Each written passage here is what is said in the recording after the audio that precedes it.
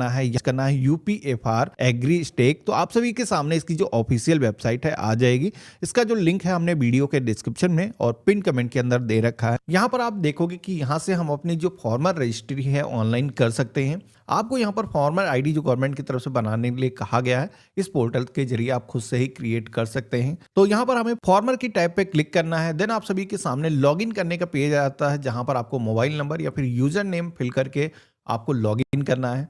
अब अभी आप एक न्यू यूजर हो, आपके पास में इसका पोर्टल का यूजर आईडी पासवर्ड एक्सेस है नहीं, तो यहाँ पर हमें एक नया यूजर आईडी पासवर्ड क्रिएट करना है, जिसके लिए यहाँ पर क्रिएट न्यू यूजर अकाउंट का ऑप्शन दिया गया है। इस पे हम क्लिक करेंगे, हमारे सामने आधार नंबर को इंटर करने का पेज आएगा, जहाँ पर हमें इंटर करना है और टर्म एंड कंडीशंस को एक्सेप्ट करना है और सबमिट के ऑप्शन पे क्लिक करना है। तो अब आपके आधार कार्ड से जो भी आपका मोबाइल नंबर लिंक होगा, उस पर सबसे पहले तो एक वेरिफिकेशन के लिए ओटीपी जाएगा। हमें जो ओटीपी है मिल चुका है, सेम इस बॉक्स के अंदर दर्ज करेंगे और वेरीफाई की टैब पे क्लिक करेंगे। तो इस तरीके से आप देखोगे कि हमारे सामने हमारे आधार कार्ड पर जो भी हमारी इंफॉर्मेशन मौजूद थी फेच होकर के आ चुकी है। यहाँ पर इस पेज में आपको नीचे की तरफ आना है। जैसे कि आप देखोगे कि यहाँ पर आपको अपना जो मोबाइल नंबर है वो अपडेट करने के लिए बोला जा रहा है। तो यहाँ पर हमें सबसे पहले तो मोबाइल नंबर दर्ज करना है और यहाँ पर वेरीफाई करने के लिए आपके फोन पर एक ओटीपी सेंड किया जाएगा, इसको दर्ज करना है, ओके की टैब पे क्लिक करना है। तो इस तरीके से आप देखोगे कि मोबाइल नंबर यहाँ पर हमारा वेरीफाई हो चुका है। अब यहाँ पर आपको अपना यूजर आईडी पासवर्ड सेट करना है, जो कि आप अपने मर्जी का ही रख सकते हो, जो भी पासवर्ड आप रखना चाहो। एग्जाम्पल मैंने दिखा रखा कैसे आप पासवर्ड रख सकते हो।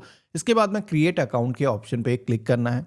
तो इस तरीके से आप देखोगे कि हमारा जो अकाउंट है वो सक्सेसफुली क्रिएट हो चुका है, अकाउंट हमारा एक्टिवेट भी हो चुका है। अब यहाँ से हम अपना जो फॉर्मर रजिस्ट्री है ऑनलाइन कर सकते हैं। तो हमें दोबारा से लॉगिन करना है, फॉर्मर के ऑप्शन पे क्लिक करना है। अब हमें अपना जो मोबाइल नंबर है दर्ज करना है, जो भी हमने रजिस्ट्रेशन के टाइम पे दिया था, पासवर्ड जो भी हमने सेट किया था फिल करना है। अगर आपको याद नहीं तो ओटीपी वाला ऑप्शन सेलेक्ट करके भी लॉगिन कर सकते हो। कैप्चा कोड जो दिखाया गया है सेम दर्ज करना है, लॉगिन की टैब पे क्लिक करना है। तो इस तरीके से हम पोर्टल के अंदर लॉगिन हो चुके हैं। आप सभी के सामने फॉर्मर का रजिस्ट्रेशन करने के लिए रजिस्टर एज फॉर्मर का ऑप्शन मिलेगा, इसमें हम क्लिक करेंगे। अब यहाँ पर आप सभी से पूछा जाता है कि क्या आप अपना मोबाइल नंबर चेंज करना चाहते हो। तो जस्ट हमने अभी अपडेट किया तो चेंज करने की कोई जरूरत नहीं, नो के ऑप्शन पे क्लिक करेंगे। इसके बाद में यहाँ पर आपको अपनी जो ईमेल आईडी है गूगल की दर्ज करना है। यहाँ पर आपकी जो मेल आईडी है उसको भी वेरीफाई करने के लिए आपके ईमेल आईडी पर एक ओटीपी सेंड किया जाएगा, ये दर्ज करेंगे और वेरीफाई की टैब पे क्लिक करेंगे। अगर आपके पास में मेल आईडी नहीं है या फिर नहीं देना चाहते हो तो कोई जरूरी नहीं है, इसको आप ऐसे ही छोड़ सकते हो। इसके बाद में आप सभी को जो भी चीजें इस फॉर्म के अंदर ब्लैंक मिलती हैं, जो भी चीजें पहले से फिल नहीं है, उनको आपको सेलेक्ट करना है। जैसे कि कास्ट के सेक्शन में हम आएंगे तो यहाँ पर एससी एसटी ओबीसी जनरल जिस भी कैटेगरी से आपको चूज करना है। सिलेक्शन करने के बाद आप पेज में नीचे की तरफ आओगे तो यहाँ पर आप देखोगे कि हमारा जो नेम मैचिंग स्कोर है वो भी 100% है। तो आप सभी का जो रजिस्ट्रेशन है होने के बाद आपका जो कार्ड है वो जल्दी से अप्रूव हो जाएगा। अब यहाँ पर आप सभी को अपना जो एड्रेस है वो पहले से ही आपको फिल मिल जाता है, लेकिन ये जो एड्रेस अगर सही तरीके से नहीं दर्ज है, इसमें कोई सुस्ती है तो आप इसको सही कर सकते हो, या फिर अपना पता चेंज करना चाहते हो तो यहाँ पर आप सभी को ऑप्शन दिया गया है लेटेस्ट रेजिडेंट डिटेल का। इस ऑप्शन पे क्लिक करोगे तो आप सभी के सामने डिस्ट्रिक्ट, सब डिस्ट्रिक्ट, तहसील, इसी के सामने विलेज का जो नेम है सेलेक्ट करने का जो ऑप्शन है वो आ जाता है। इसके बाद में आपको अपने एरिया का जो पिन कोड है वो दर्ज करना है। तो इस तरीके से आप देखोगे कि हमने अपना जो लेटेस्ट एड्रेस है वो यहाँ पर दर्ज कर लिया है। अब अगला ऑप्शन मिलता है लैंड ओनरशिप डिटेल का, जिसपे अगर आप टैप करोगे, यहाँ पर जो किसान है वो खुद की अपनी जमीन पर अगर कृषि करता है तो यहाँ पर आपको ऑनर वाला जो ऑप्शन है वो सेलेक्ट करना है। इसी के साथ में ऑक्यूपेशन डिटेल के सेक्शन में आना है। यहाँ पर अगर किसान अपनी जमीन पर कृषि करता है तो यहाँ पर लैंड ओनिंग फार्मर और एग्रीकल्चर का जो ऑप्शन है सेलेक्ट कर देना है। इसके बाद में फेच लैंड डिटेल की टैब पे क्लिक करना है। तो अब आप सभी के सामने एक फिर से पॉपअप आएगा, जहाँ पर अब आपको जो एड्रेस सेलेक्ट करना है वो एड्रेस जहाँ पर आपकी जो जमीन लोकेटेड है उसका एड्रेस सेलेक्ट करना है।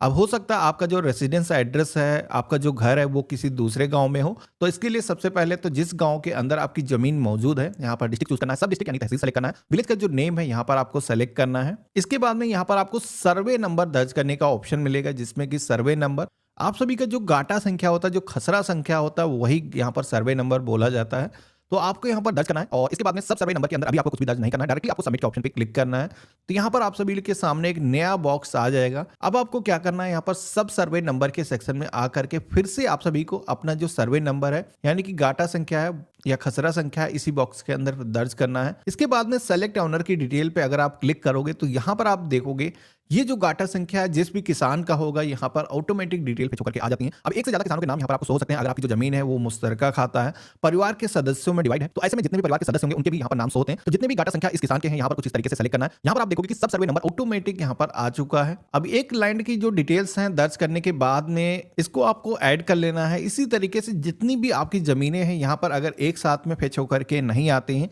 तो दोबारा से फेच लैंड डिटेल के ऑप्शन पे क्लिक करके एक नया पॉपअप आपको लाना है। फिर से आपकी अपनी जितनी भी जमीन की डिटेल है यहाँ पर दर्ज करना है। सारी जमीन की जो डिटेल्स हैं दर्ज होने के बाद में आपको यहाँ पर वेरीफाई ऑनलाइन के ऑप्शन पे क्लिक करना है और सोशल रजिस्ट्री डिटेल की टैब पे आना है। यहाँ पर आप सभी को फैमिली आईडी या फिर राशन कार्ड का ऑप्शन मिलता है। हालांकि ये जो ऑप्शन है आपके लिए ज़रूरी नहीं है। अगर आपका राशन कार्ड बना हुआ है या फिर फैमिली आईडी का रजिस्ट्रेशन आपने कराया हुआ है तो आपको यहाँ पर बताना है। फिर में आपको रेवेन्यू का ऑप्शन मिलेगा, इस ऑप्शन पे क्लिक करना है और फॉर्मल कंसेंट के ऑप्शन पे क्लिक करना है और सेव के ऑप्शन पे क्लिक करना है। अब यहाँ पर ये जो फॉर्म है अग्रेसित करने के लिए आपको डिजिटल तरीके से इसको साइन करना होगा, यानी कि ई साइन यहाँ पर करने के लिए बोला जा रहा है। जिसपे कि अगर आप प्रोसीड ई साइन के ऑप्शन पे क्लिक करोगे तो आप सभी के सामने आधार के जरिए ई साइन करने का जो पोर्टल है वो आ जाता है। यहाँ पर आपको अपनी जो सिग्नेचर है डिजिटल तरीके से करने के लिए आपको अपना जो आधार नंबर है दर्ज करना है और यहाँ पर ओटीपी वाला जो ऑप्शन है वो सेलेक्ट करना है। गेट ओटीपी की टैब पे क्लिक करना है। आपके फोन पर एक वेरिफिकेशन के लिए ओटीपी आएगा, यहाँ पर दर्ज करना है, कंसेंट को एक्सेप्ट करना है। इसके बाद में आपको सबमिट के ऑप्शन पे क्लिक करना है। अब जैसे हमने सबमिट के ऑप्शन पे क्लिक किया है तो हमारा जो फॉर्म है वो यहाँ पर आप देखोगे कि सबमिट हो चुका है।